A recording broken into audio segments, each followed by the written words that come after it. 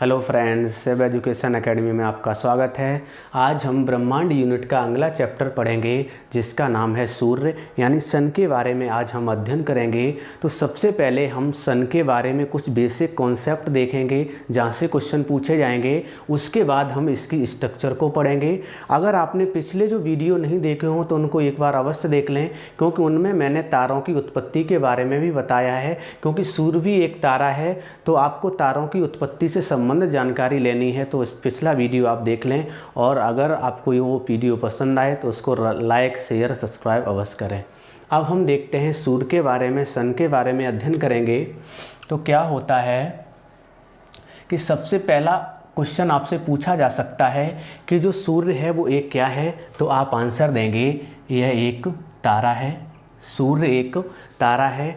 अब क्वेश्चन पूछा जा सकता है कि ये जो तारा है वो किस गैलेक्सी में स्थित है, किस आकाश गंगा में स्थित है।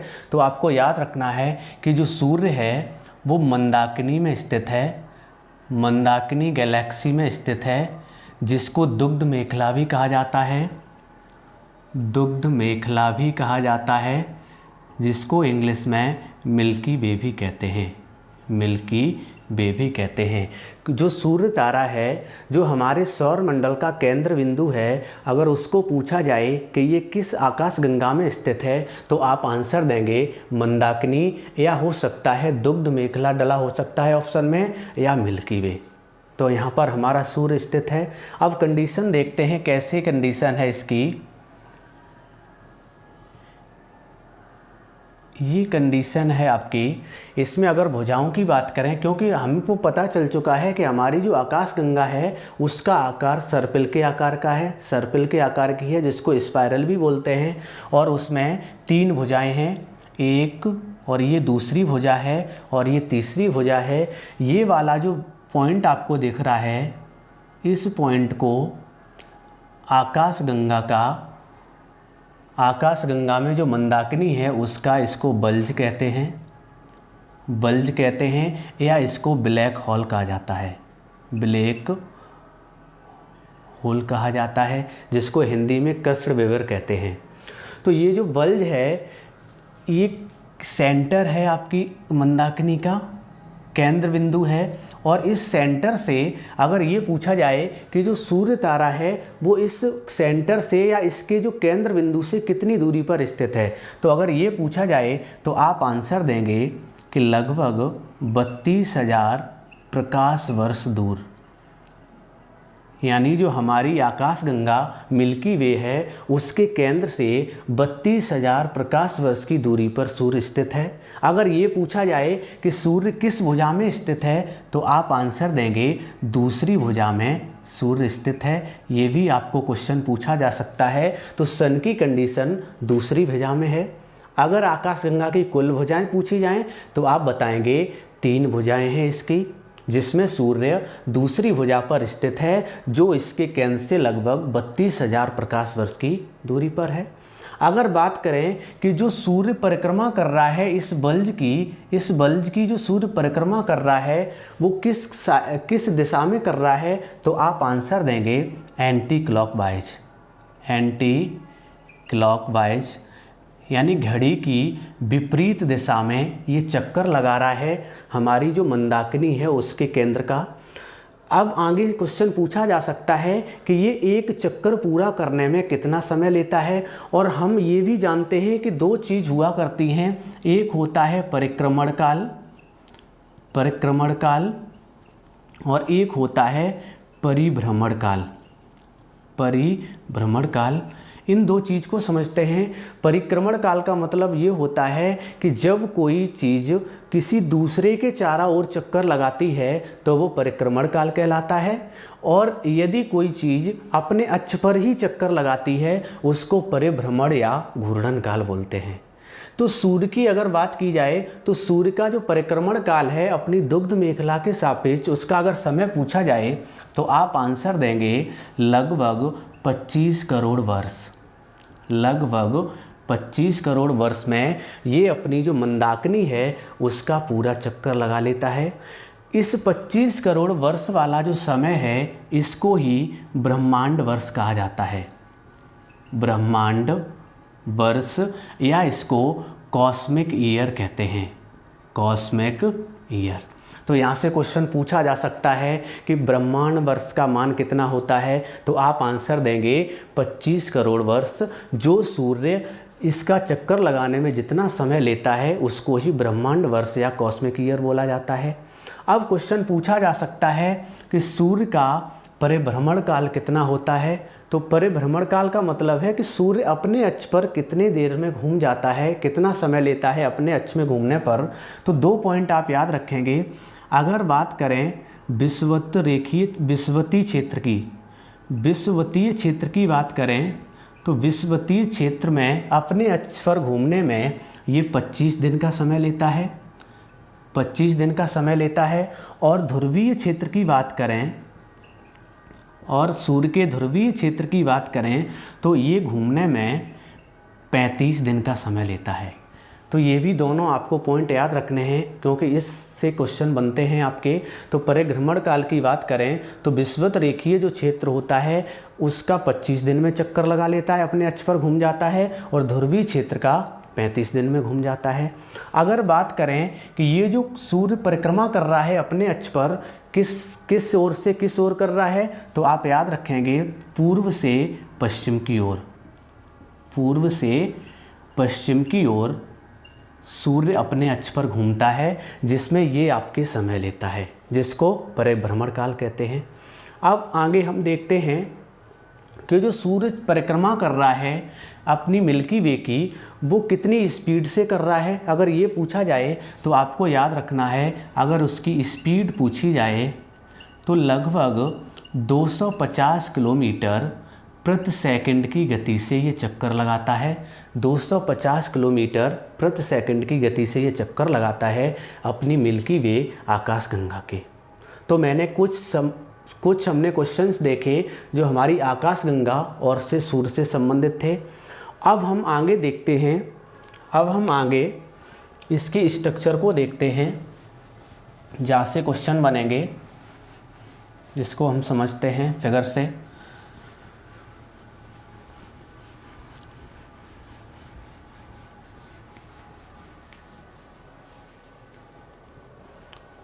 जैसे मैं इसका एक पार्ट ले रहा हूँ सूर्य का। सूर्य के आकार की अगर बात की जाए तो सूर्य भी लगभग गोलाकार है, ये आपको पता होना चाहिए। तो जो गोलाकार है उसका ही मैं एक पार्ट ले रहा हूँ, जिसमें से मैंने ये उसका रेडियस ले लिया है सूर्य का, और ये एक रेडियस ले लिया है। दोनों तरफ ही मैंने रेडियस ले लिए हैं। बात की जाए तो ये आपका ध्रुवीय क्षेत्र है और ये आपका इक्वेटर वाला है या विषुवत रेखीय क्षेत्र है, विषुवत रेखीय क्षेत्र है, जिसको हम इक्वेटर भी कहते हैं, इक्वेटर कहते हैं। और ये आपका ध्रुवीय क्षेत्र है, ध्रुवीय क्षेत्र है।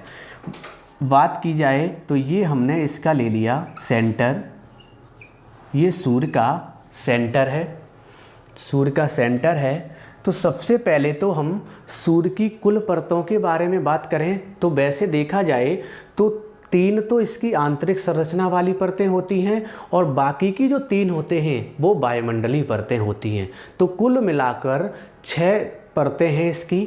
इनमें से मुख्य रूप से जो आंतरिक संरचना वाली हैं उनको पहले हम समझते हैं कि इसके अंदर की क्या प्रोसेस है। जैसे हमने पृथ्वी में पढ़ा था कि पृथ्वी की आंतरिक संरचना को पढ़ा था, और आंतरिक संरचना के बाद ऊपर हमने पृथ्वी के वायुमंडल को पढ़ा था। तो वायुमंडल में 5 परतें थी और अंदर की जो संरचना पड़ी थी आंतरिक संरचना, उसमें भी बहुत सारी परतें थी। ऐसे ही हम सूर्य का अध्ययन करेंगे कि सबसे पहले हम देखेंगे सूर्य की आंतरिक संरचना के बारे में, कैसे क्या इसमें घटना घटित हो रही है, इसको समझते हैं। तो सबसे पहले इसके डिवाइडेशन अगर किए जाएँ तो इसको 3 पार्ट में डिवाइड किया जा सकता है। इसके 3 पार्ट बनते हैं। यहाँ से आपको इनके नाम भी पूछे जा सकते हैं, तो आप इनको एक बार अच्छे से देखें। सपोज दैट ये सूर्य का सेंटर है और ये मैंने विषुवत रेखा को ले लिया है। चूँकि ये विषुवत रेखा अभी पूरा पार्ट नहीं है तो इसका ये जो पार्ट है वो रेडियस है। और रेडियस की बात की जाए तो रेडियस लगभग 6,96,000 किलोमीटर इसकी रेडियस है। अब हम देखते हैं सबसे पहले जो इसकी रेडियस है, अगर ये पूछी जाए तो सूर्य की जो रेडियस होती है वो 6,96,000 किलोमीटर होती है। अगर यहाँ से व्यास पूछा जाए, ये आपका है रेडियस, सूर्य का रेडियस, और अगर व्यास पूछा जाए तो आप रेडियस का दोगुना कर दोगे तो लगभग 13,92,000 इसका डायमीटर निकलता है, जो पृथ्वी से अगर देखा जाए तो लगभग 109 गुना बड़ा है। सूर्य को अगर पृथ्वी से पूछा जाए तो लगभग 109 गुना बड़ा है। तो ये रेडियस इसकी है 6,96,000 किलोमीटर। उसके बाद हम देखते हैं ये वाला जो पोर्शन है इसको कहते हैं कोर, या हम इसको क्रोड भी कहेंगे, हिंदी में क्रोड कहेंगे। बात करें इस वाले पार्ट की तो ये वाला जो पार्ट है इसको कहेंगे विकिरण मेखला, या विकिरण क्षेत्र भी कह सकते हैं, या विकिरण जोन भी कह सकते हैं, जिसको रेडिएटिव जोन भी कहते हैं, रेडिएटिव जोन। और ये जो तीसरा वाला पार्ट है, ये जो आपको दिख रहा है, ये वाला जो पार्ट है इसको संवहन क्षेत्र कहते हैं, संवहन क्षेत्र, जिसको कॉन्वेटिव जोन भी कहते हैं, कॉन्वेटिव जोन। तो मुख्य रूप से सबसे पहले तो हमें इनका डिवाइडेशन पता होना चाहिए कि इसका सूर्य का जो सेंटर है, सेंटर से आपका ये वाला जो क्षेत्र है ये चारों ही तरफ होगा। चूँकि मैंने एक पार्ट ले लिया है तो ये वाला जो क्षेत्र होगा, ये वाला जो क्षेत्र है उसको कोर या क्रोड कहते हैं। और ये जो बीच वाला आपका दिख रहा है, क्रोड से ऊपर वाला जो पार्ट दिख रहा है, इसको विकिरण क्षेत्र या रेडिएटिव जोन कहते हैं। और ये वाला जो क्षेत्र आपको दिख रहा है इसको संवहन क्षेत्र या कॉन्वेटिव जोन भी कहते हैं। अब हम इनको समझते हैं कि क्या क्या प्रोसेस होती है इनमें। तो सबसे पहले अगर बात की जाए ये कोर वाले बिंदु की, तो कोर वाले पॉइंटों को हम समझते हैं क्या क्या होता है कोर में। तो सबसे पहले कुछ क्वेश्चन बनेंगे कोर से संबंधित। यहाँ पर क्या होगा कि तारों में जो एनर्जी प्राप्त होती है, हमको पता है वो नाभिकीय संलयन की क्रिया से होती है, और जो नाभिकीय संलयन की क्रिया होगी वो आपकी कोर क्षेत्र में ही सबसे अधिक मात्रा में होती है। तो एक क्वेश्चन और पूछा जाएगा कि सबसे अधिक मात्रा में जो गैस पाई जा रही है वो कौन सी होती है कोर क्षेत्र में, तो आप आंसर देंगे हीलियम, क्योंकि नाभिकीय संलयन की क्रिया के दौरान हीलियम ही सबसे अधिक मात्रा में बनता है, और उसके बाद जो एनर्जी बचती है अवशेष वो आपके इसी पार्ट में सबसे अधिक हुआ करती है। तो हम देखते हैं अगर ये पूछा जाए कि कोर में सबसे अधिक मात्रा में कौन सी गैस है, सबसे अधिक मात्रा में गैस, अधिक मात्रा में गैस अगर ये पूछा जाए तो आप आंसर देंगे हीलियम। तो हीलियम सबसे अधिक मात्रा में कोर क्षेत्र में है। अब आगे देखते हैं, अगर ये पूछा जाए कि वो कौन सा क्षेत्र है सूर्य का जिसमें सबसे अधिक ताप और दाब होता है, तो आप आंसर देंगे कोर क्षेत्र। कोर क्षेत्र में सबसे अधिक ताप होता है, और दाब भी होता है, प्रेशर भी होता है, और घनत्व भी होता है। ये तीनों चीज़ ही आपको याद रखनी है। अगर ये पूछा जाए कि सूर्य में वो कौन सा जगह है जहाँ पर सबसे अधिक ताप, दाब और घनत्व होते हैं, तो आप आंसर दोगे क्रोड क्षेत्र। जो सूर्य का क्रोड क्षेत्र होता है उसमें सबसे अधिक ताप, दाब और घनत्व होता है। टेम्परेचर की अगर बात की जाए, अगर टेम्परेचर पूछा जाए तो आपको आंसर देना है कि क्रोड क्षेत्र का जो टेम्परेचर होता है, ताप होता है, वो 15 मिलियन डिग्री सेल्सियस होता है। अगर इसको एक रूप में और देखा जाए तो 1.5 × 10⁻⁷ डिग्री सेल्सियस। तो आपका अगर मिलियन डिग्री सेल्सियस वाला ऑप्शन आ जाए तो 15 मिलियन डिग्री सेल्सियस होता है, या 1.5 × 10⁻⁷ डिग्री सेल्सियस, ये आपके क्रोड का टेम्परेचर होता है। बात करें अगर घनत्व की, घनत्व से भी क्वेश्चन बन जाते हैं कि इसका घनत्व कितना होता है। तो इसका जो घनत्व होता है वो लगभग 150 ग्राम प्रति सेंटीमीटर क्यूब होता है। 150 ग्राम प्रति सेंटीमीटर क्यूब होता है। आप देख रहे होंगे कि जो जल का घनत्व होता है वो 1 ग्राम प्रति सेंटीमीटर क्यूब होता है। तो जल के घनत्व से आप देख रहे होंगे कितना अधिक इसका घनत्व है। तो यहाँ से क्वेश्चन पूछा जा सकता है कि जो सूर्य का क्रोड है उसका घनत्व जल के घनत्व से लगभग कितना अधिक होता है। तो लगभग 150 गुना अधिक होता है। आप आंसर देंगे। तो हमने कुछ चीज़ों को देखा और हम समझते हैं क्रोड क्षेत्र, जो ये आपका कोर क्षेत्र है, इसमें अगर अवस्था पूछी जाए ये किस अवस्था में है। अवस्था का मतलब है कि ये क्रोड वाला क्षेत्र ठोस अवस्था में है या गैस अवस्था में है या द्रव अवस्था में है या प्लाज्मा अवस्था में है। तो आपको आंसर देना है कि क्रोड वाला क्षेत्र है वो प्लाज्मा अवस्था में है, प्लाज्मा अवस्था में है। इम्पॉर्टेंट क्वेश्चन है आपका, यहाँ से कई बार क्वेश्चन बन चुका है कि सूर्य की जो क्रोड होती है वो किस अवस्था में होती है। तो आप आंसर देंगे प्लाज्मा अवस्था में होती है ये।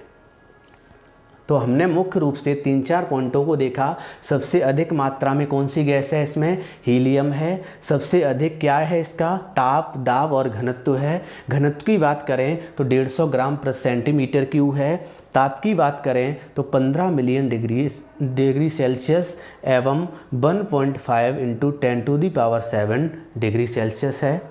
बात करें इसकी अवस्था की तो ये प्लाज्मा अवस्था में है।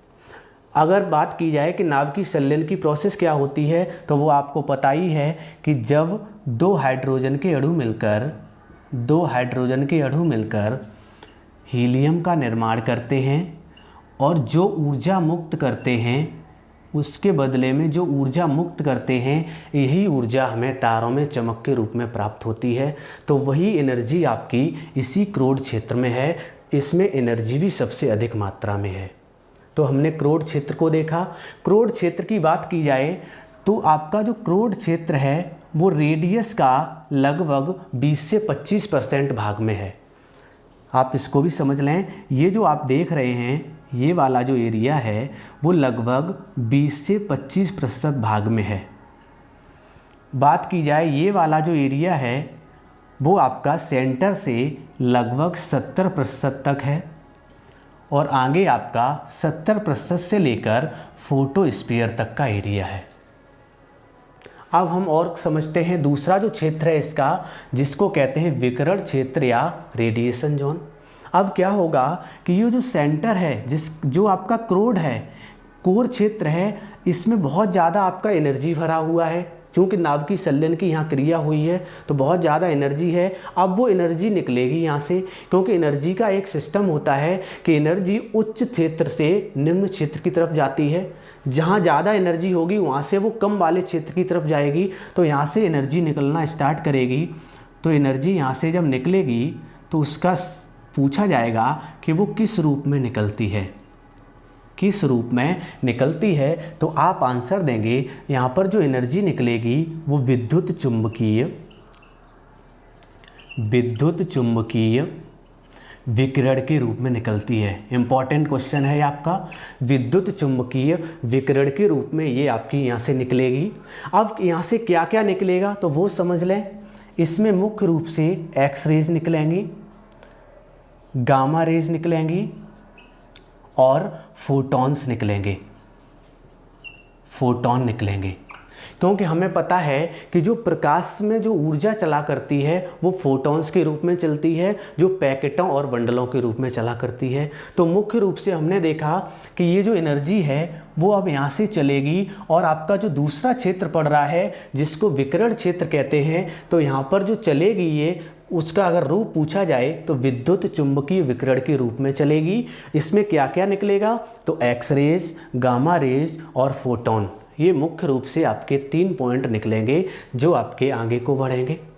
अब हम पहुंचते हैं संवहन क्षेत्र। संवहन क्षेत्र में क्या होगा, क्या होता है कि ये जो संवहन क्षेत्र है इसमें आपके हाइड्रोजन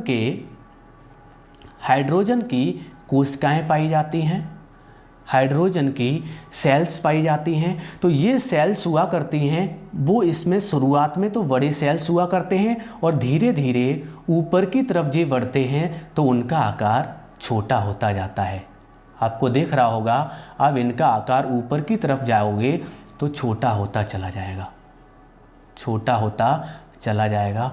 तो मुख्य रूप से आपको यहाँ पर ये समझना है कि जो संवहन क्षेत्र है इसमें कोशिकाएं होती हैं, कोशिकाएं होती हैं। और ये कोशिकाओं में अगर देखा जाए, पूछा जाए कि ये कोशिकाओं में किस गैस की जो कोशिकाएं हैं, तो आप आंसर देंगे हाइड्रोजन गैस की ये कोशिकाएं हैं, हाइड्रोजन गैस की कोशिकाएं हैं।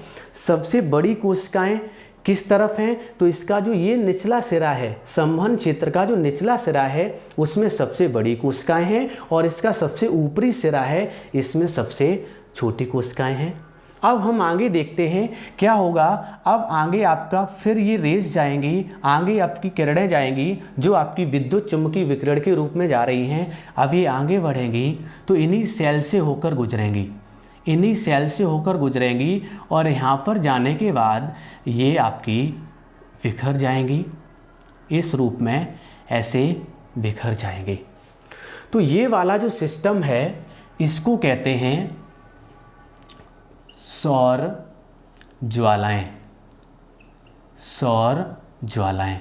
तो क्वेश्चन पूछा जा सकता है आपको कि सौर ज्वालाएं कहाँ से निकलती हैं, तो आप आंसर देंगे कि संवहन क्षेत्र से जब प्रकाश निकलता है तो उसके ऊपर वाला जो एरिया है वहाँ पर जो आपकी एनर्जी निकलती है उसको क्या कहते हैं, सौर ज्वालाएं कहते हैं या सोलर फ्लेयर कहते हैं, इसको सोलर फ्लेयर भी कहते हैं। अब यहाँ से समझते हैं कि ये वाला जो क्षेत्र, यहाँ तक तो जो 3 मैंने जोन पढ़े, कोर जोन, विकिरण क्षेत्र और संवहन क्षेत्र, इन 3 क्षेत्र के बाद का अब कंडीशन सूर्य का देखा जाए तो अब सूर्य का वायुमंडल स्टार्ट होगा यहाँ से, क्योंकि सूर्य का भी वायुमंडल है। तो उस वायुमंडल की भी अब 3 परतें आएंगी जिनको हम आगे यहाँ पढ़ेंगे। तो वायुमंडल की अगर परतों की बात की जाए तो आपकी यहाँ पर ये एक परत दिख रही है जिस परत का नाम है प्रकाश मंडल। इसको हम इधर देखते हैं, इसका नाम है प्रकाश मंडल, जिसको कहते हैं फोटोस्फीयर, फोटोस्फीयर। ये सूर्य की पहली वायुमंडलीय परत कहलाती है।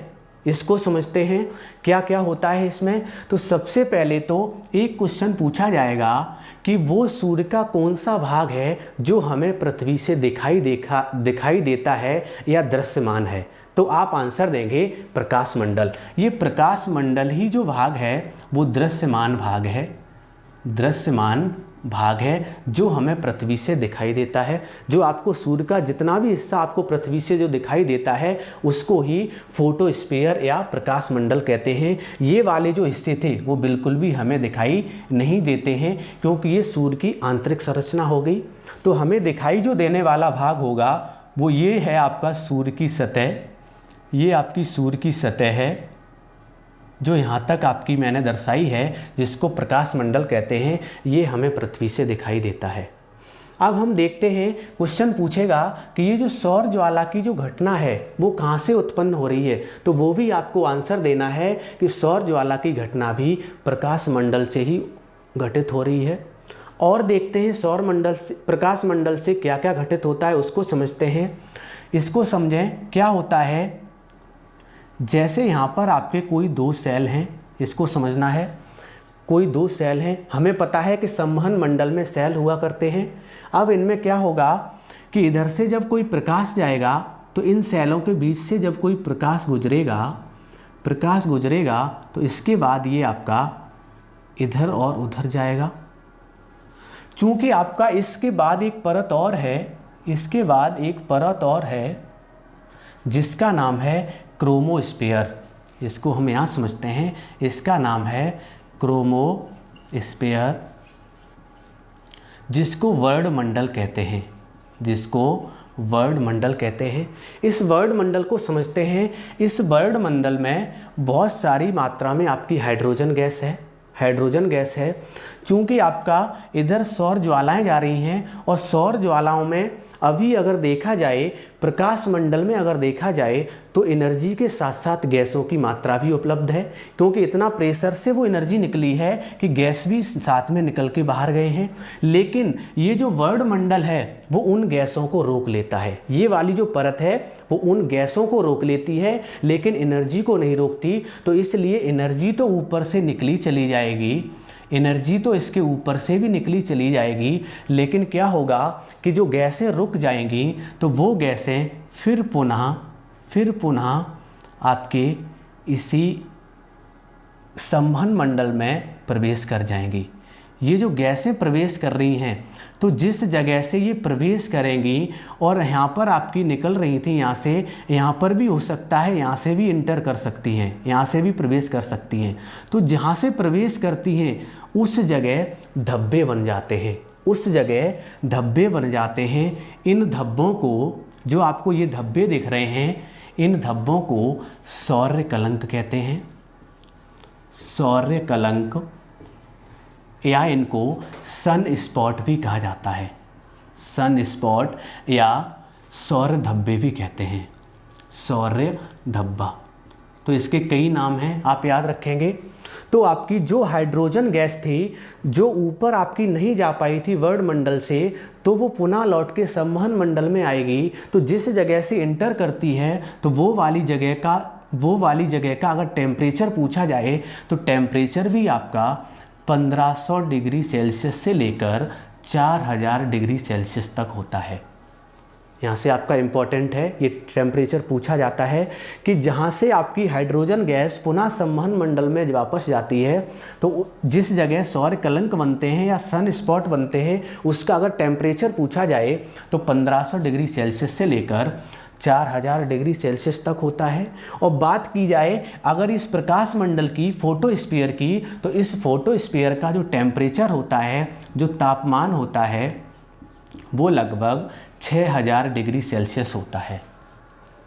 तो आपने देखा होगा कि इसका 6000 डिग्री सेल्सियस टेम्परेचर है, जबकि जो सौर कलंक या सन स्पॉट हैं, जो धब्बे हैं, उनके टेम्परेचर की बात की जाए तो 1500 से लेकर 4000 डिग्री सेल्सियस है। और ये आपका जो टेम्परेचर है वो सूर्य का सबसे कम टेम्परेचर है। तो एक क्वेश्चन और पूछा जाता है कि सूर्य में वो कौन सा स्थान है जिसको सबसे ठंडा कहा जाता है या जिसको कूलर पॉइंट भी कहा जाता है। तो आप आंसर देंगे इसी सौर कलंक या सन स्पॉट वाले क्षेत्र को, यही सबसे कम सूर्य में टेम्परेचर होता है।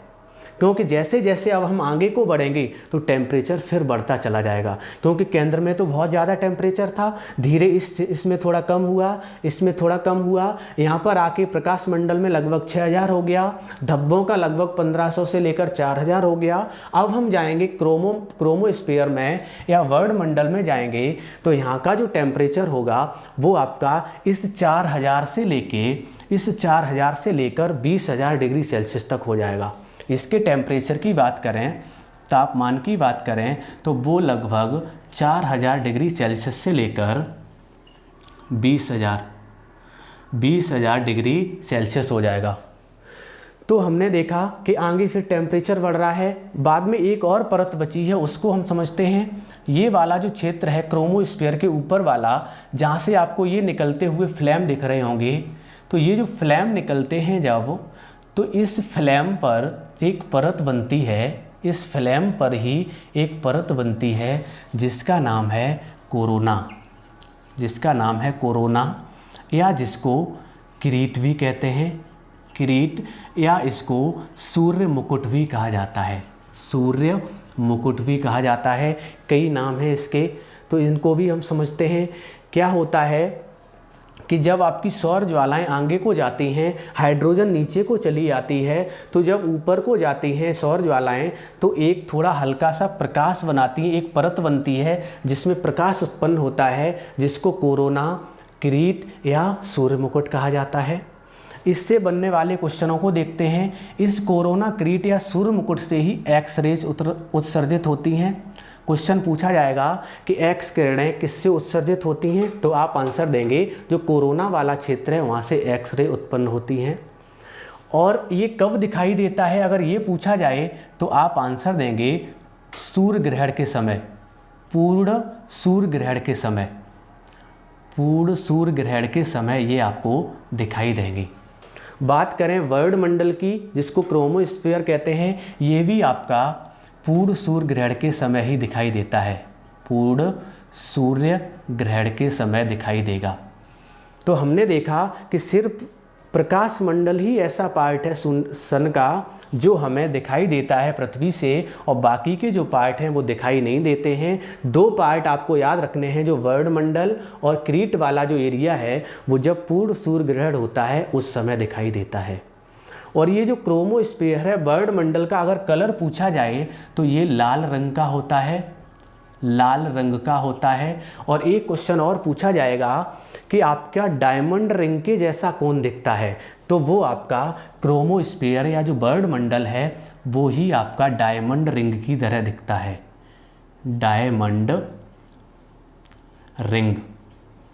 जो घटना है इसको हम पढ़ेंगे आगे चलकर। तो डायमंड रिंग की तरह दिखता है, जिसको हिंदी में हीरक वलय भी कहते हैं, हीरक वलय की तरह आपका वर्ल्ड मंडल दिखता है।